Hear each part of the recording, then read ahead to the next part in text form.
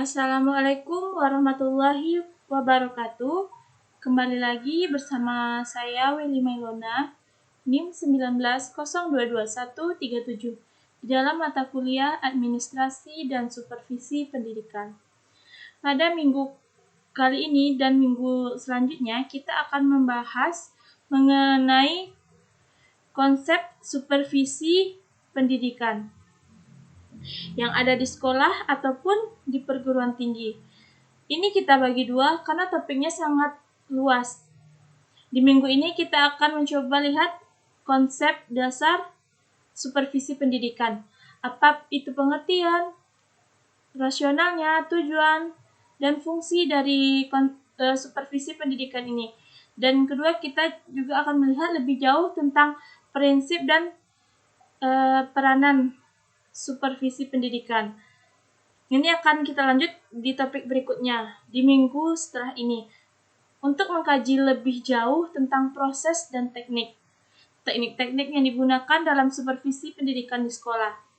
Dan akan dikembangkan juga proses bagaimana pelaksanaan dan evaluasi atau tindak lanjut dari supervisi, dan juga termasuk teknik.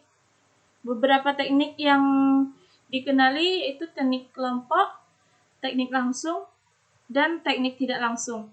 Mudah-mudahan 2 minggu ini berjalan efektif di lembaga pendidikan. Itu bisa dimaknai secara baik dan paling tidak kita kenal, tahu dan paham tentang betapa pentingnya kegiatan supervisi yang harus dilakukan oleh supervisor di setiap lembaga pendidikan, khususnya sekolah. Ini sebagai pengenalan saja, yaitu supervisi. Analoginya seperti ini. Terdiri dari dua kata, yaitu super dan vision.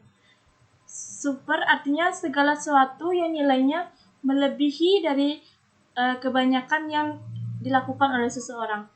Kata super barangkali kita bisa mengatakan Superman, Superboy. Mengapa dikatakan Superman? Karena kemampuan dan skill yang dimilikinya itu melebihi kapasitas normal yang dimiliki oleh orang lain. Kalau vision, misalnya kalau Superman, dia bisa terbang. Orang lain tentu tidak bisa terbang. Ketika kacamatanya dibuka, dia mampu menembus pandangan sekian kilometer ke depan. Manusia biasa mana bisa? Super. Makanya dia disebut sebagai super. Kata yang kedua yaitu vision, atau pandangan yang jauh ke depan. Artinya, saat yang lain belum memikirkan, dia sudah punya. Artinya perspektif seseorang tersebut lebih maju dibandingkan oleh orang lain, oleh dia. Sedangkan orang lain belum mampu untuk memikirkannya, atau belum terfikir oleh orang lain. Orang-orang yang kita sebut sebagai pelaku supervisi yang melakukan supervisi yang kita sebut dengan supervisor. Yang melakukan kegiatan supervisi kita menyebutnya supervisor. Sedangkan kegiatannya disebut supervisi. Nah, ini dulu yang mesti diluruskan. Jangan salah menempatkan kata. Ini sekaligus hanya memberikan wawasan kepada teman-teman dan semuanya. Sekali lagi kita garis bawahi, manusianya atau pelakunya yang kita sebut sebagai orang yang melaksanakan kegiatan supervisi, kita sebut sebagai supervisor. Sedangkan kegiatannya kita sebut dengan kegiatan supervisi. Nah, siapa sebenarnya mereka yang kita sebut supervisor? Siapa mereka-mereka yang kita anggap memiliki skill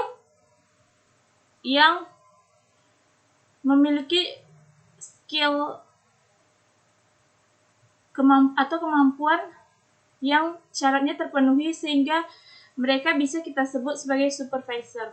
Nah, apa pentingnya kegiatan supervisor atau supervisi? Ini yang kita coba analisis untuk minggu ini, mulai dari konsep, pengertian, tujuan, fungsi, prinsip, dan peranan supervisi pendidikan.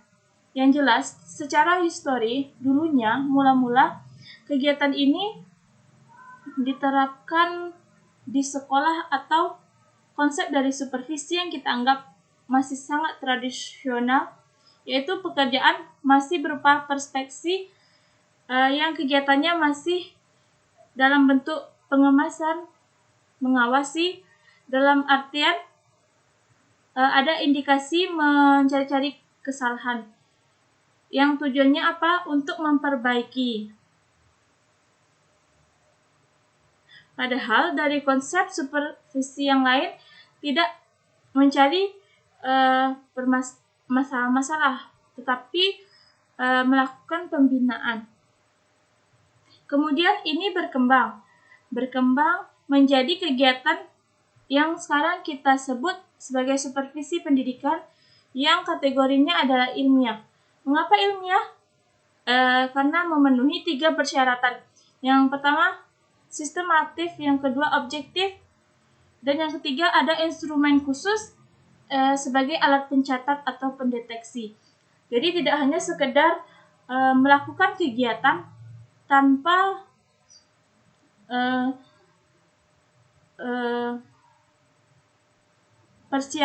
adanya persiapan untuk melanjutkan pembinaan. Artinya dengan melakukan pencatatan atau instrumen tertentu, ada catatan-catatan tertentu yang disiapkan atau tindak lanjut untuk kemudian hari. Artinya akan terjadi pembinaan dan perubahan dari orang-orang yang melakukan supervisi atau yang disebut dengan supervisor. Nah, supervisi ini melekat pada konsep supervisi ini sendiri.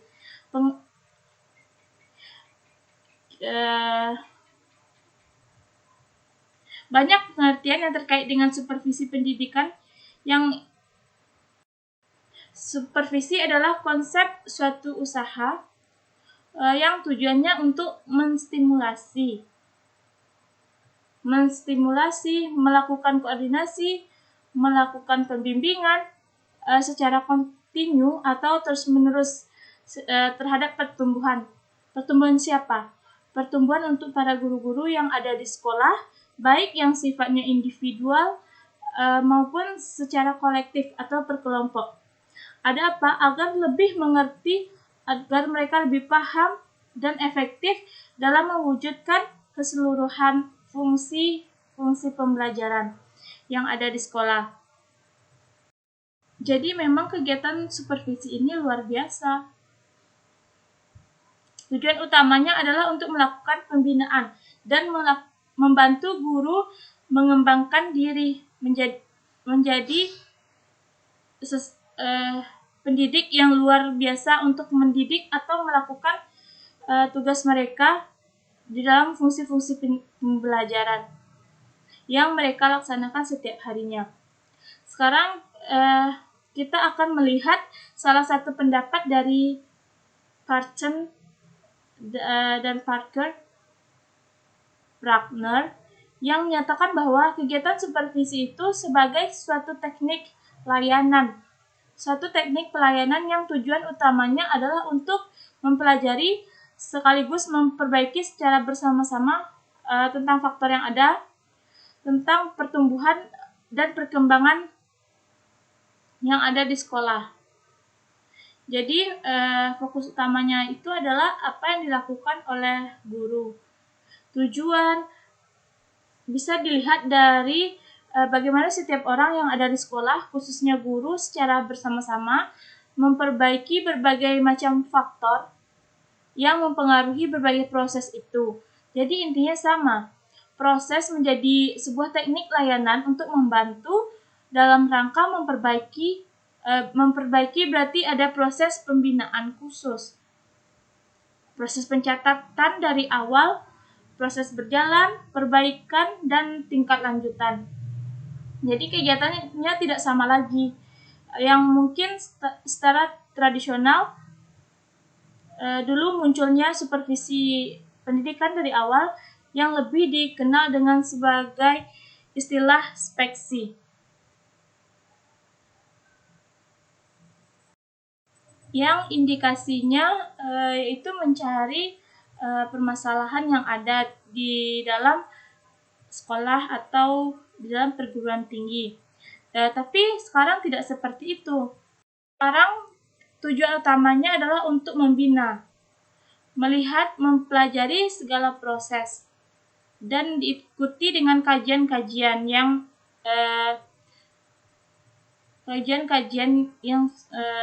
lebih baik. Apa tujuan dari supervisi pendidikan? Tujuannya jelas adalah untuk memberikan pelayanan, dan bantuan. Jadi memberikan layanan sekaligus bantuan untuk meningkatkan kapasitas, meningkatkan kualitas, meningkatkan kemampuan atau skill guru di dalam kelas. Jadi fokus utamanya itu adalah untuk perbaikan layanan, perbaikan kemampuan, dan kualitas guru dalam proses pembelajaran di sekolah. Don't mind, salah satu yang menjadi sasaran menurut beberapa pakar terkait dengan supervisi pendidikan adalah satu, mengembangkan kurikulum yang sedang dilaksanakan di sekolah. Dan yang kedua, mencoba meningkatkan berbagai macam proses yang ada di sekolah. Yang ketiga, mengembangkan seluruh staf yang ada di sekolah. Staf yang dimaksud di sini adalah guru. Mereka yang bertugas sebagai pembimbing atau ujung tombak dalam pembelajaran yang ada di kelas. Jadi, dengan mengindikasikan bahwa guru adalah manusia-manusia yang memiliki kelemahan dan keterbatasan, maka guru berhak mendapatkan layanan untuk dibantu untuk proses mengembangkan kemampuan skill dalam mengajar di kelas. Sedangkan dampaknya sangat baik dalam proses belajar mengajar peserta didik. Sekarang kita lihat berbagai macam prinsip dari supervisi pendidikan. Banyak sekali prinsip yang sebenarnya harus dipenuhi dalam setiap kegiatan supervisi pendidikan ini. Di antara pendapat ahli mengatakan bahwa ada 4 prinsip utama. Yang pertama, prinsip saintifik atau prinsip ilmiah. Sangat-sangat relatif, sangat saintifik dengan data-data sebenarnya. Sangat ilmiah. Artinya persoalan-persoalan yang dikaji dan dianalisis bersama dalam rangka membantu guru meningkatkan dan memperbaiki kualitas kemampuan atau skillnya dalam proses pembelajaran di sekolah. Itu memang didesain berdasarkan supervisi pendidikan. Yang kedua yaitu prinsip demokratis. Dalam pengertiannya, itu dilakukan bahwa kegiatan supervisi dilakukan kepada semua orang yang sifatnya sama, karena setiap orang memiliki hak untuk mendapatkan layanan yang serupa. Artinya mereka diberikan hak untuk menerima atau justru kadang-kadang bisa menolak ketika diberikan bantuan untuk diberikan layanan supervisi. Tetapi haknya menjadi sama. Semua orang mempunyai hak untuk menentukan mendapatkan layanan yang sama. Artinya kegiatan supervisi ini sangat terbuka, saling berkaitan. Artinya mereka-mereka yang diberikan layanan ini tahu bahwa ini adalah sebuah desain layanan untuk membantu mereka memperbaiki proses diri dan kemampuan, dan terkait dengan kemampuan mengajar. Hal-hal yang terkait dengan proses pembelajaran di kelas. Sehingga proses ini dapat dilakukan prinsip ketiga, yaitu prinsip kerjasama yang bagi mereka di dalam supervisi. Jadi ada skala, prioritas, dan supervisi di mana semuanya bekerja secara bersama-sama. Karena baik supervisor, mereka tidak akan bisa bekerja sendiri tanpa mereka mengetahui atau sadar tentang supervisi dari orang-orang yang akan kita berikan layanan. Mereka harus berusaha terbuka atau sangat welcome bahwa mereka memang ingin memperbaiki diri dan ingin membantu, rela terbuka ingin dibantu melalui proses oleh supervisor yang dilaksanakan. Misalnya terkait dengan kualitas pembelajaran, kualitas cara mengajar, atau skill cara mengajar. Jadi kalau mereka tidak welcome, mereka tidak sadar, atau abaikan proses ini, mereka tidak akan mau melakukannya. Jika tidak ada pembinaannya, maka kegiatan ini akan sangat percuma, karena layanan diberikan ketika supervisi dilaksanakan tidak dengan sadar, tidak terbuka untuk memperbaiki diri. Maka prinsip ketiga itu adalah prinsip kerjasama. Semua bagian yang terlibat, khususnya supervisor dan mereka-mereka yang bekerja di supervisi. Dan yang prinsip yang keempat yaitu adalah prinsip konstruktif dalam rangka membangun, yaitu prinsip kreatif yang meng-create segala sesuatu menjadi lebih baik. Jadi selama ini postur ataupun kondisi atau kemampuan yang tercatat sebagai konteks biasa, sekarang bagaimana sudah menjadi yang luar biasa, atau yang tidak mampu sekarang menjadi mengerti, atau yang tidak mampu sekarang menjadi mampu, atau prinsip yang membuat seseorang menjadi lebih baik, meng-create segala sesuatu yang semula 3 menjadi 4, yang ada menjadi tidak ada, yang tidak ada menjadi ada. Dalam artian membuat segala sesuatu yang dimiliki oleh guru dapat teratasi, sehingga mereka terampil menjadi pendidik-pendidik yang lebih diterima oleh peserta didik di sekolah.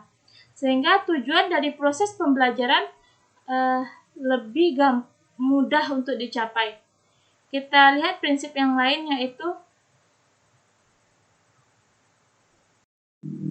selanjutnya adalah prinsip reflektif yang bertujuan untuk memberikan kesempatan kepada supervisor dan yang disupervisi, artinya kedua belah pihak, untuk melakukan evaluasi terhadap diri mereka masing-masing atau diri sendiri.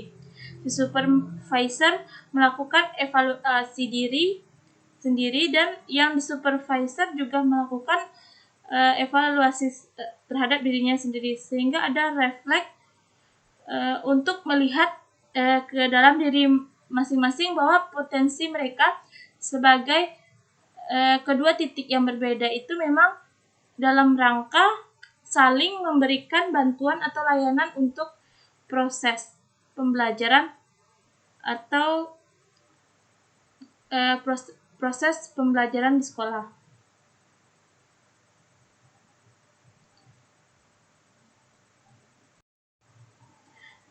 Nah, yang lucunya ada istilah prinsip negatif.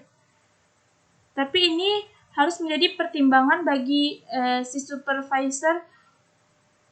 Kenapa? Karena ini memberikan dampak bagi orang-orang yang disupervisi atau kegiatan supervisi itu sendiri. Beberapa prinsip negatif ini harus dihindari. Misalnya gini, supervisi tidak boleh dilaksanakan secara otoriter karena ada dampak atau kebiasaan yang sulit ditolak bahwa kegiatan asal muasal dari kegiatan supervisi tadi yang kita sebut sebagai kegiatan inspeksi atau pengawasan yang tujuan utamanya adalah mencari-cari kesalahan, dan ini perlu dihindari. Jadi tidak ada istilah otoriter dalam kegiatan supervisi pendidikan. Yang kedua, supervisi tidak boleh mencari-cari kesalahan karena bukan tujuannya untuk mencari kesalahan baru diperbaiki, tapi proses mencari data dan fakta untuk memberikan layanan kepada siapapun, apakah mereka yang mempunyai problem ataupun tidak mempunyai problem. Jadi data-data itu dikumpulkan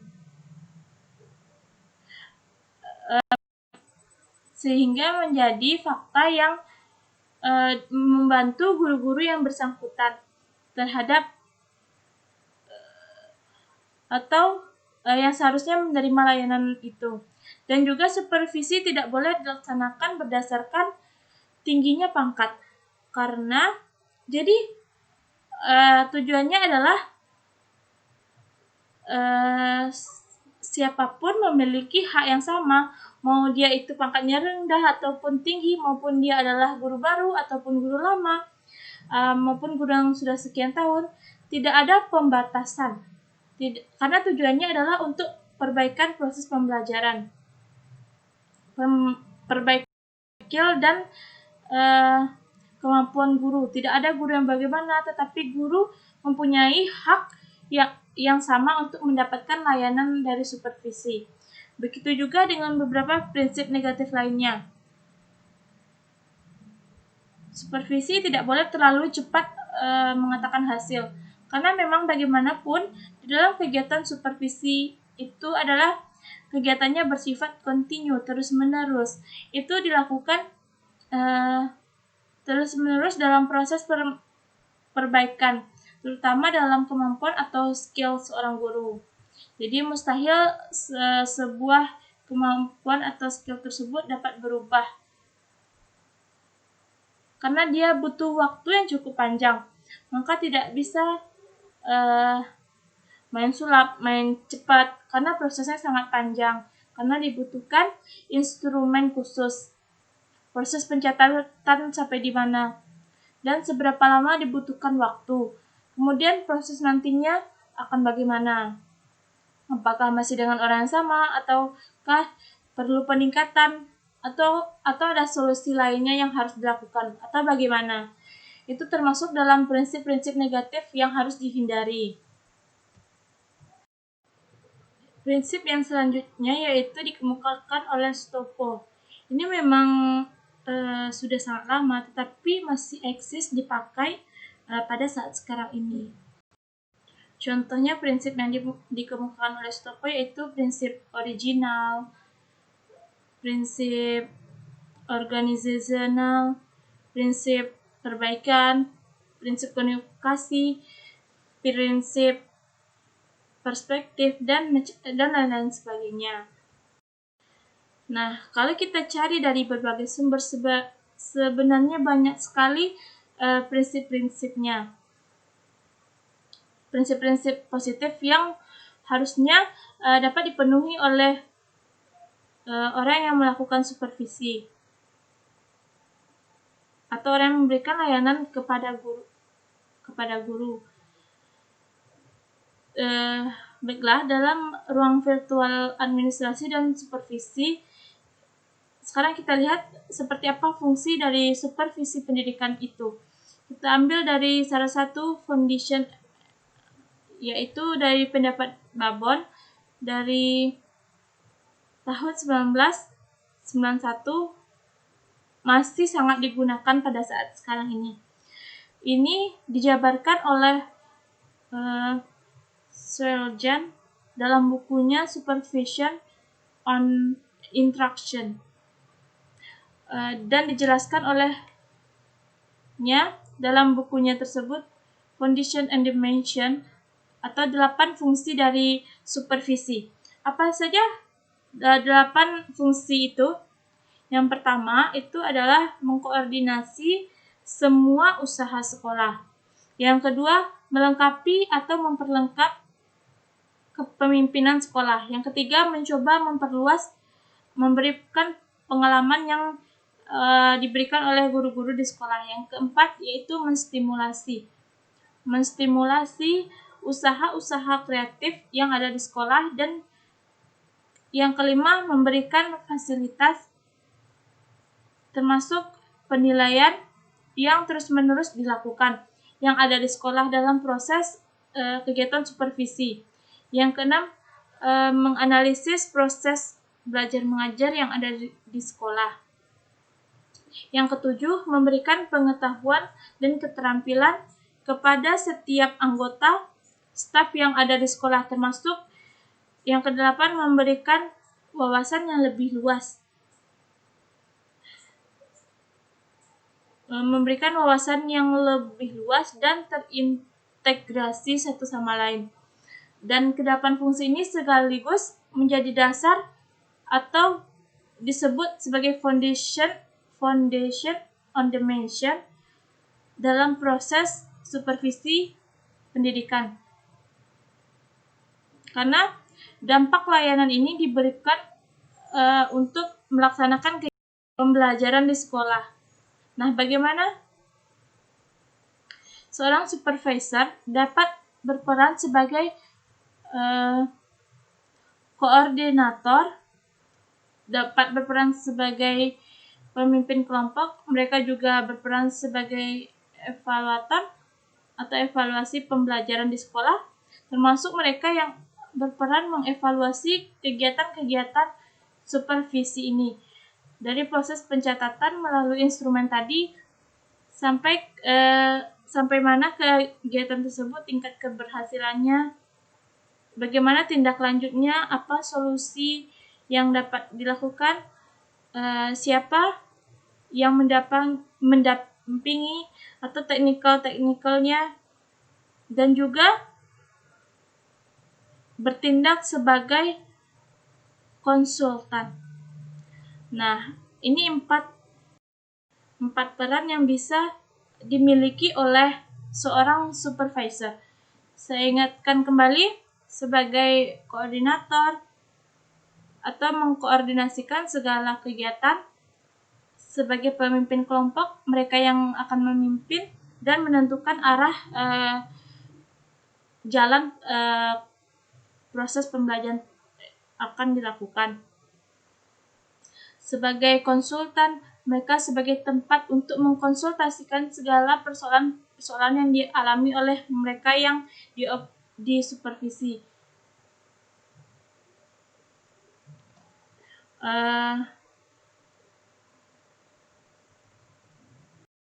Baiklah, selanjutnya kita akan melihat objek dari supervisi itu sendiri.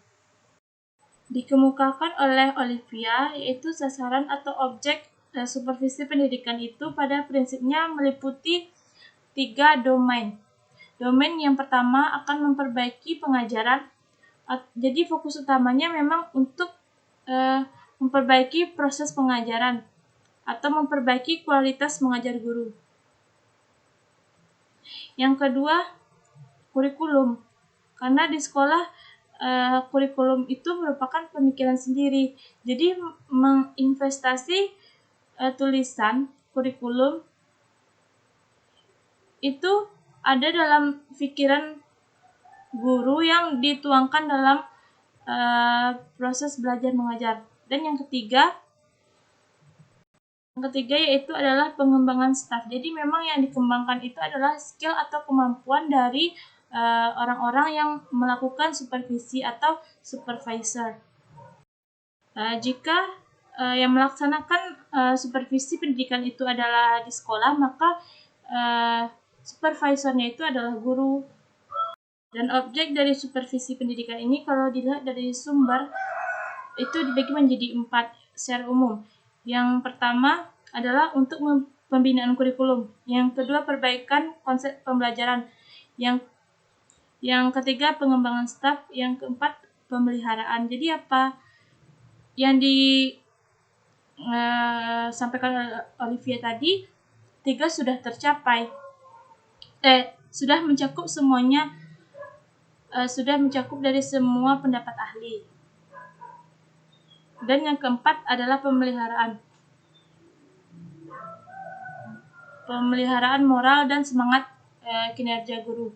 Jadi 3 hal yang domain terpenuhi oleh Olivia akan membuat kampus akan mampu melakukan pemeliharaan sekaligus perawatan dalam rangka mengembangkan berbagai moral serta semangat kerja guru.